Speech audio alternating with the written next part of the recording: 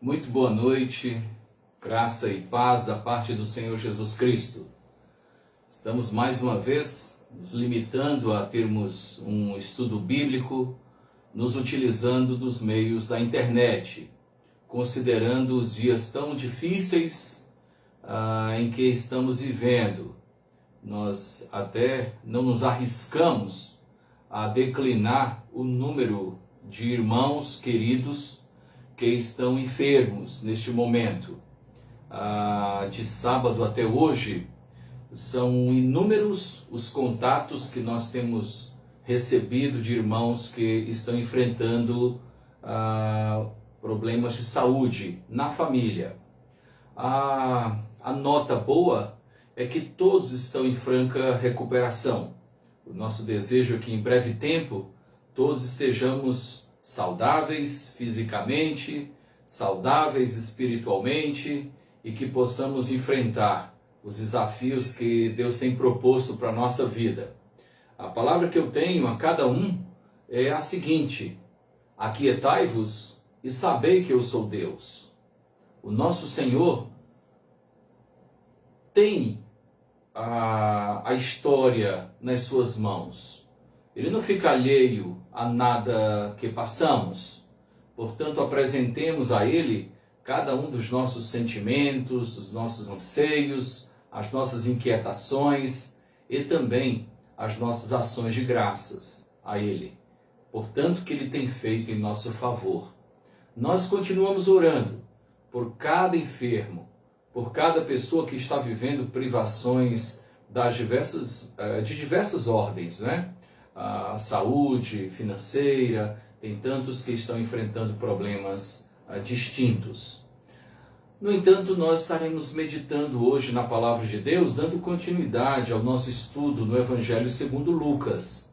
Desde já quero encorajar você a ter consigo a Bíblia, a Palavra de Deus, e abri-la no Evangelho segundo Lucas, capítulo 4, versículos de 14 a 30. São esses versículos que serão expostos hoje nessa live, né, nesse momento de estudo bíblico virtual. Antes, porém, nós vamos orar ao nosso Deus. E eu quero lhe convidar a baixar a cabeça nesse instante e a orar ao Senhor.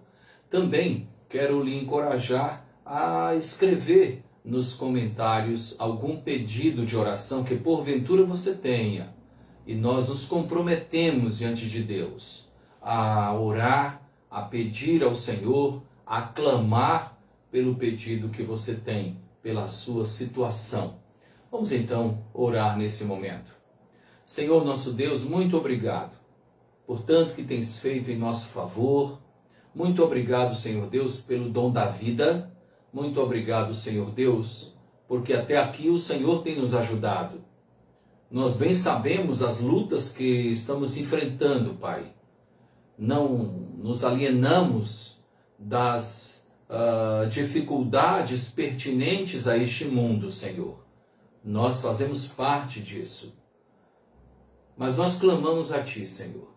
Pedimos misericórdia, pedimos graça, pedimos, ó Pai, que Tu nos assistas em dias difíceis que vivemos, Pai. Ó Deus, vai ao encontro de cada enfermo, Senhor. Derrama o bálsamo curador, cicatrizador. Ó nosso Senhor, tem misericórdia. Ó Deus, que Tu possas cuidar de cada enfermo. Abençoa, ó Deus, as famílias, a nossa igreja. Que em breve tempo, ó Deus, possamos voltar a nos congregar com alegria, com segurança, com paz. E assim, ó Deus, realizarmos aquilo que entendemos ser o Teu propósito para a nossa vida, para a nossa família, para a Tua igreja que aqui se reúne, Senhor. Perdoa as nossas falhas e assiste-nos neste momento com Teu Espírito para termos o discernimento adequado da Tua palavra, Senhor. Assim nós oramos, no nome do Senhor Jesus. Amém. Muito bem, nós vamos ler esse texto que é Lucas capítulo 4, versículos de 14 a 30, e estaremos expondo essa realidade que encontramos nesse rico evangelho, né? Eu acredito que vale a pena nós somente lembrarmos algumas coisas que representam particularidades desse evangelho. Esse evangelho é o terceiro do Novo Testamento, não é? Ele é precedido por Mateus e por Marcos, e esses três, Mateus, Marcos e Lucas, juntos são chamados de evangelhos sinóticos. São vistos pela mesma ótica, isso é que quer dizer sinótico. Em seguida nós temos o quarto evangelho, que é o evangelho segundo João, que foi escrito já no final do primeiro século, mais ou menos ano 90 do primeiro século. Nós também sabemos que Lucas é o único escritor do Novo Testamento que não é judeu.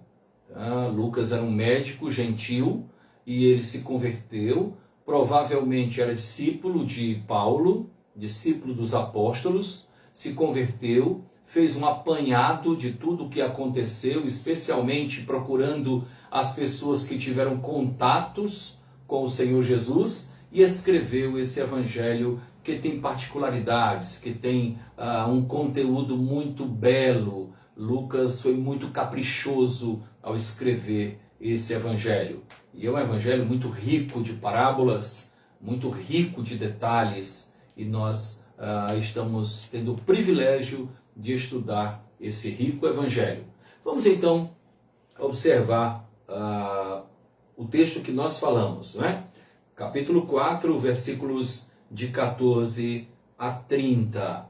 Caso o áudio não esteja bom, sinalize para nós. Eu tenho comigo o Hugo aqui, que pode me ajudar a nós melhorarmos o áudio, tá bom? Se não estiver compreendendo. Vamos ler juntos.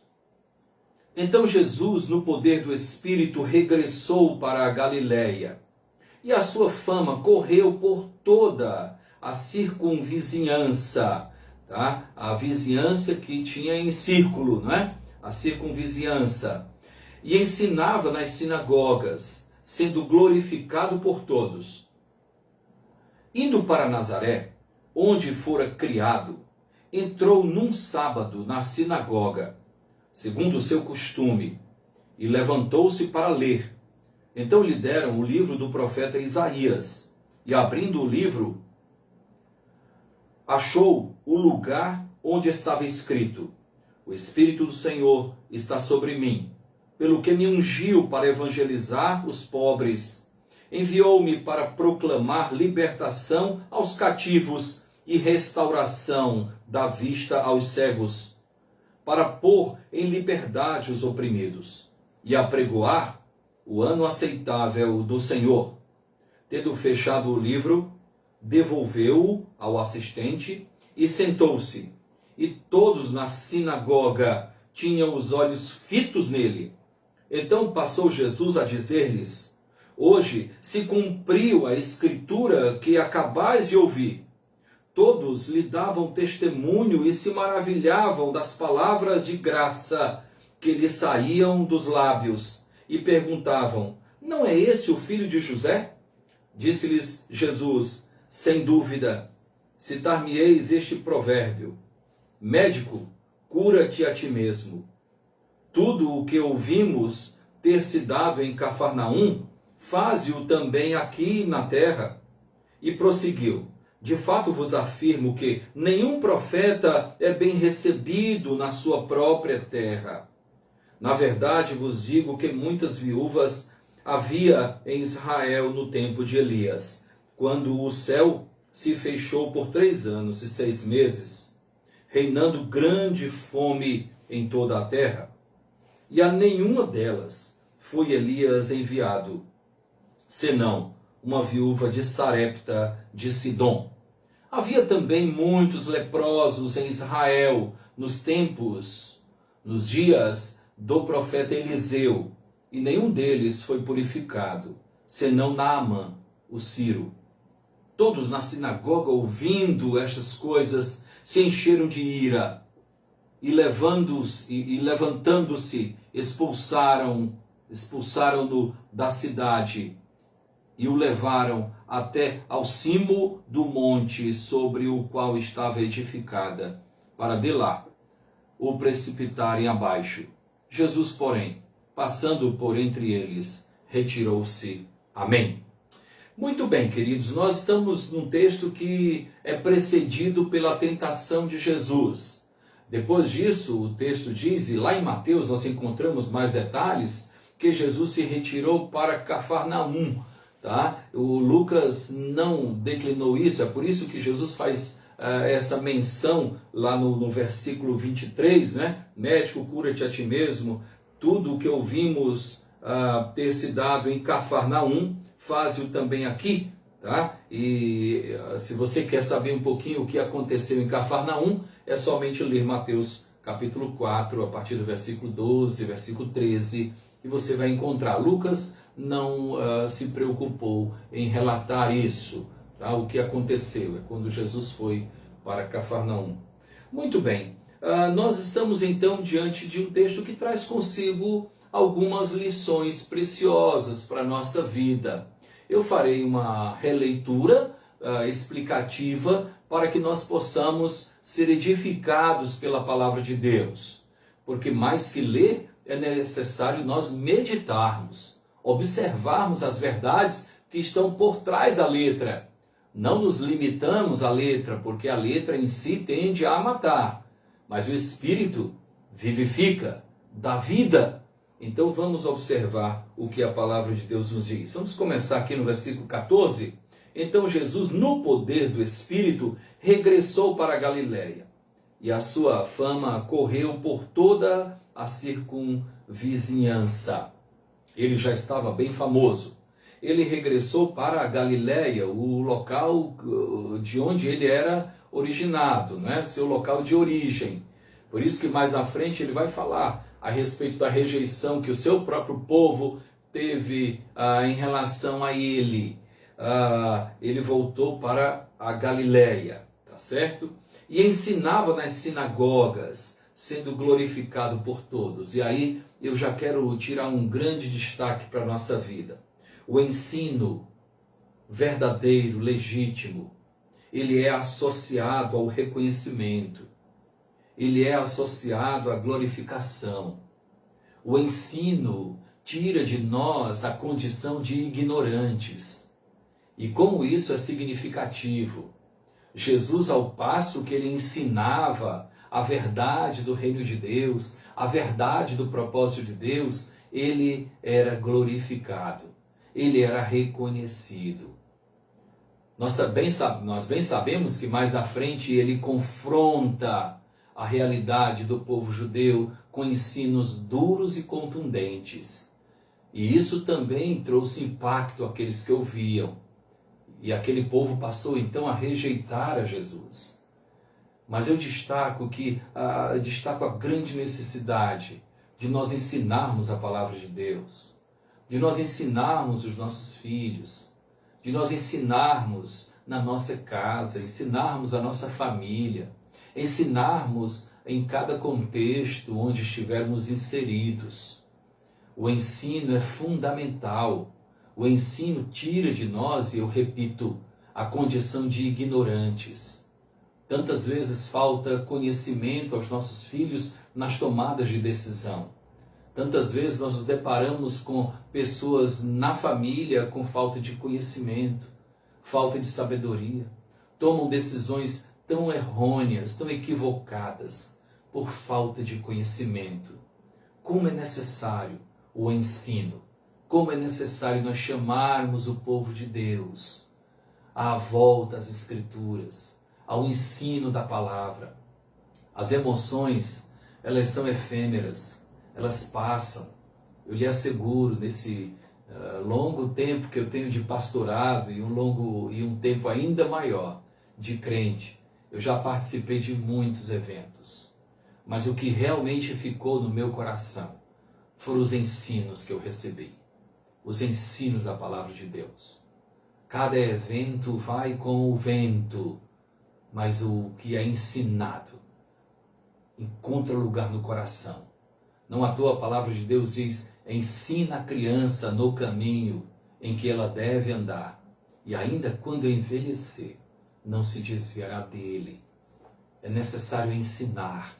Jesus usava essa prática, a prática do ensino. Nós precisamos seguir ao Mestre nessa particularidade. O versículo 16. Indo para Nazaré, onde foi criado, entrou num sábado na sinagoga, segundo o seu costume, e levantou-se para ler. Eu trago um destaque desse versículo que me falou ao coração e eu quero repartir com você. O destaque é o seguinte: Jesus não abandonou a sua cultura. Antes, ele utilizou a cultura, os hábitos próprios do seu tempo para pregar, para ensinar, para exortar na palavra. Esse é o grande desafio. Tantas vezes nós nos tornamos ávidos para correr e tentar modificar o mundo.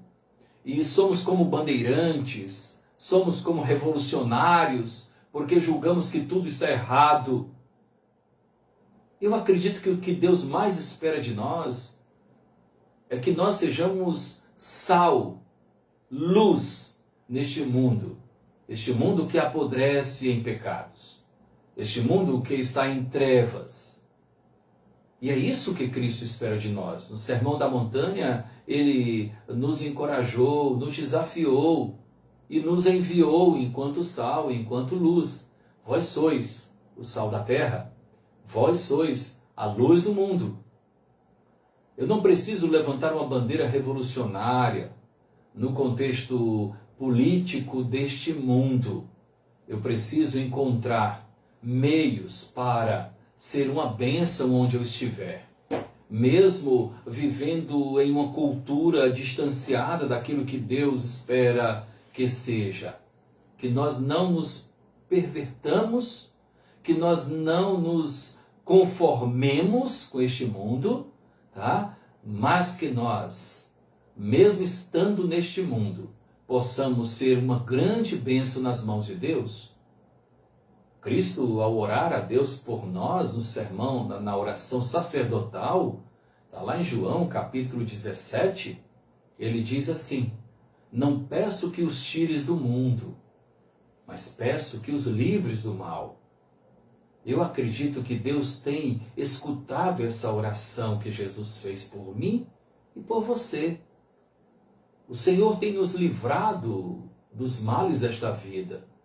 E Ele espera que neste mundo corrupto e corrompido, nós possamos ser como luzeiros, que nós possamos ser instrumentos nas mãos de Deus, que nós possamos ser a voz do Senhor, que a nossa vida possa ser uma Bíblia ambulante onde estivermos, que nós possamos, pelas nossas ações, pelas nossas reações, testemunhar aquilo que Deus fez na nossa vida. Jesus foi à sinagoga, Jesus foi no sábado, como era costume da época, e lá ele pôde ser uma bênção, e lá ele pôde fazer aquilo que Deus esperava que ele fizesse. Então, onde você estiver, lá no seu trabalho, lá no seu condomínio, lá na sua casa, lá na sua escola, na sua universidade, que você possa, mesmo dentro dos costumes que regem as nossas atividades, que você possa ser uma bênção, que você possa testemunhar do amor de Deus. No versículo 17, nós encontramos assim: então lhe deram o livro do profeta Isaías, e abrindo o livro, achou o lugar onde estava escrito, né? E aí ele passa a ler versículo 18 e 19, né? Ele lê o texto de Isaías, que na nossa Bíblia é o capítulo 61 de Isaías, versículos 1 e 2. Ele então pregou nesse texto, ele leu o texto, né? Assim diz: o Espírito do Senhor está sobre mim, pelo que me ungiu para evangelizar os pobres. A palavra evangelho nós sabemos que é dar boas notícias. Ele então foi usado por Deus para evangelizar os pobres, dar boas notícias àqueles que são pobres. Enviou-me para proclamar libertação aos cativos, a restaurar da vista e restauração da vista aos cegos, para pôr em liberdade os oprimidos e apregoar, anunciar o ano aceitável do Senhor. Ele então passou a pregar, passou a ensinar. É interessante, queridos, que o Senhor Jesus Cristo, no versículo 21, daqui a pouquinho eu vou ler, ele passa a dizer àquele povo que aquela profecia messiânica de Isaías estava se cumprindo nele. Veja o que diz o versículo 21. Então passou Jesus a dizer-lhes: hoje se cumpriu a escritura que acabais de ouvir. A realidade escrita pelo profeta Isaías é chegada. Jesus anuncia a sua chegada. Jesus revela que, de fato, aquele de quem Isaías falava era ele mesmo. Depois nós continuamos aqui no versículo 22. Todos lhe deram testemunho e se maravilhavam das palavras de graça que lhe saíam dos lábios e perguntavam: não é esse o filho de José? Palavras cheias de graça, irmãos. Palavras cheias de graça, da graça de Deus, produz maravilhas. Ele era filho de José e de Maria. Porém, antes de ser filho de José e de Maria, ele era o unigênito de Deus, o Filho de Deus, o enviado do Senhor, o Emanuel, que é Deus conosco. Era Deus encarnado. Por isso as suas palavras maravilhavam o coração. Os versículos 23 até o versículo 27, na verdade, o 22 também fala um pouquinho. Nesses versículos, Cristo passa a viver o que seria a tônica do seu ministério. E eu quero falar com você a respeito dessa tônica do ministério de Cristo. Tá? Uma tônica que é dividida em 4 momentos, ou em 4 situações, em 4 contextos. São os versículos 23 a 27. Eu quero ler aqui e depois vou falar a respeito do que Jesus Cristo estava de fato anunciando. Disse-lhes Jesus: sem dúvida, citar-me-eis este provérbio: médico, cura-te a ti mesmo. Tudo o que ouvimos ter se dado em Cafarnaum, faze-o também aqui na terra. E prosseguiu: de fato vos afirmo que nenhum profeta é bem recebido na sua terra. Na verdade, vos digo que muitas viúvas havia em Israel no tempo de Elias, quando o céu se fechou por 3 anos e 6 meses, reinando grande fome em toda a terra. E nenhuma delas foi Elias enviado, e a nenhuma delas foi Elias enviado, senão a uma viúva de Sarepta em Sidom. Havia também muitos leprosos em Israel, nos tempos do profeta Eliseu, e nenhum deles foi purificado, senão Naamã, ou Ciro. A tônica do ministério de Cristo é dividida em 4 partes. A primeira delas, o impacto que a sua mensagem gera nas pessoas. Veja o que diz o versículo 22, que nós já lemos, não é? Todos lhe davam testemunha e se maravilhavam das palavras de graça que lhe saíam dos lábios e perguntavam: não é este o filho de José? O impacto que causava. Jesus, então, durante todo o seu ministério, causou impacto a tantos com quem ele conviveu.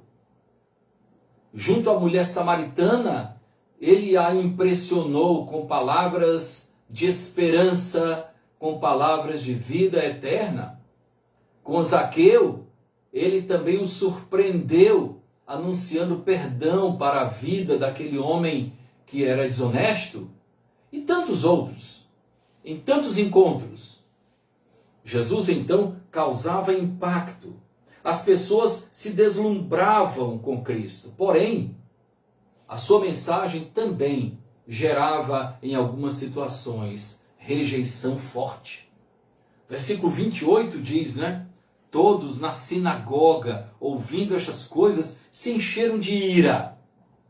A mensagem de Cristo pode encantar e pode também enfurecer. Mas é uma mensagem que não fica sem qualquer tipo de reação.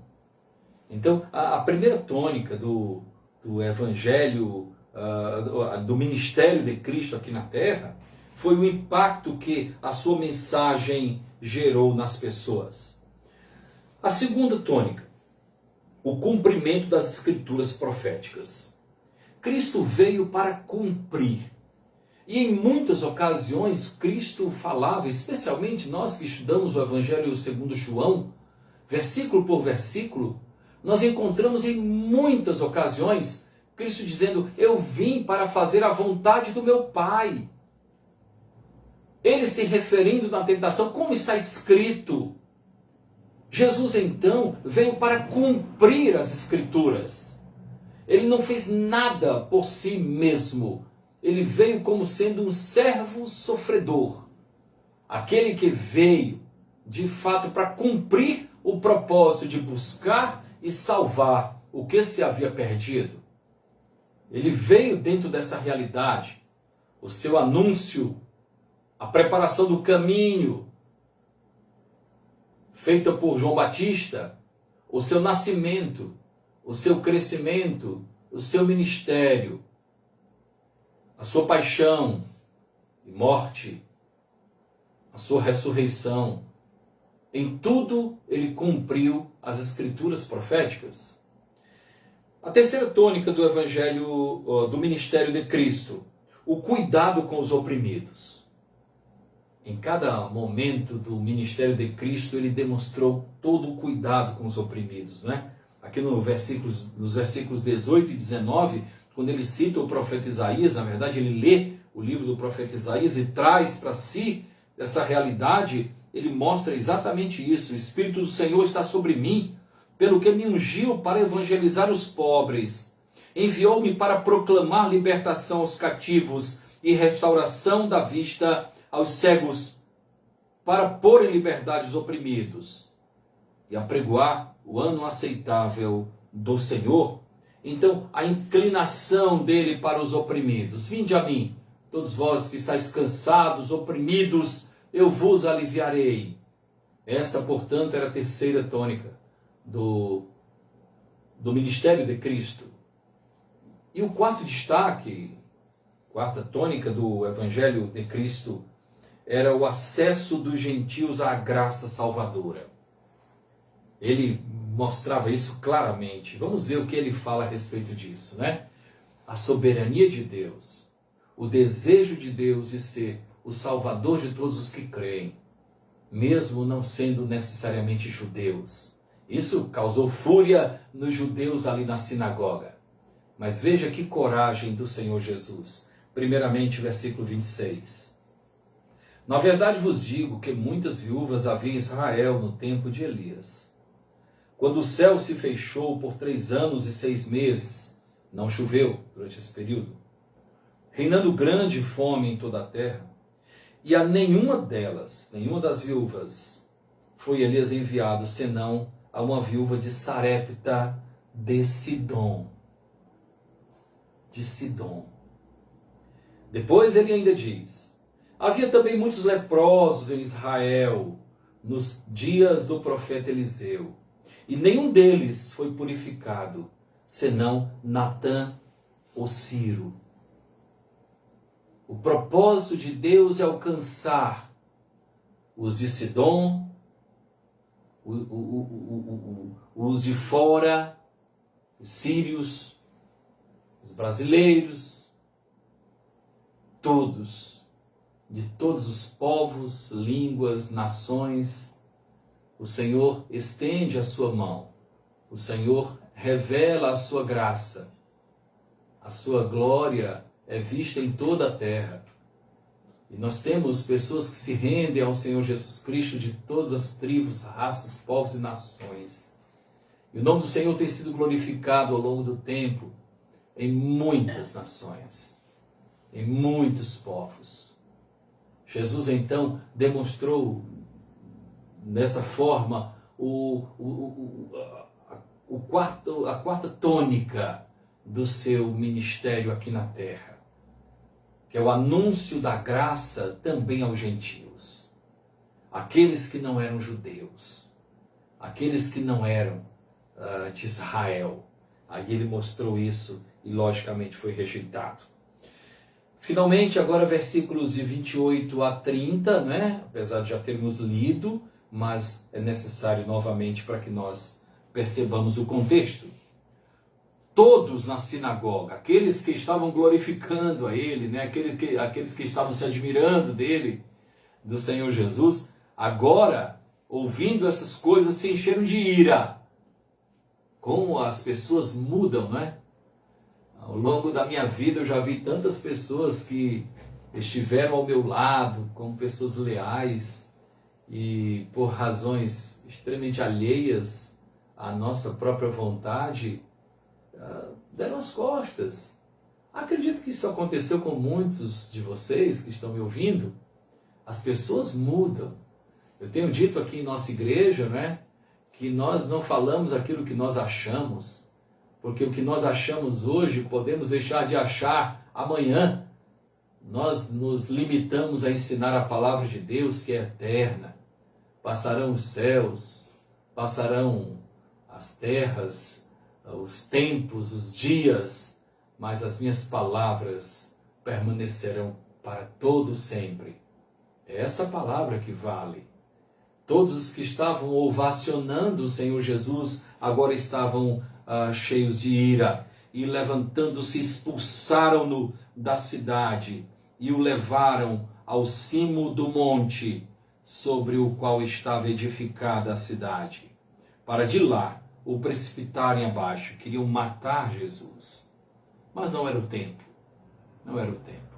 E como eu costumo dizer também na nossa igreja, ninguém teria poder de matar Jesus. Na verdade, ele que se entregou. Ele que entregou por nós, se entregou por nós. O Império Romano não tinha poder nenhum para matar Jesus, os judeus, ninguém poderia matar Jesus. Na verdade, ele foi entregue em favor dos nossos pecados. Tanto que no versículo 30 nós encontramos Jesus, porém, passando por entre eles, retirou-se, sem nenhum problema. Não era hora dele ser preso, não era hora dele ser morto, porque deu-se um propósito mais adiante para a sua paixão, morte e ressurreição. Quantas lições preciosas temos diante de nós, né? O confronto com a verdade de Deus pode gerar revolta, pode gerar indignação. Daqueles que só querem ouvir coisas boas, né?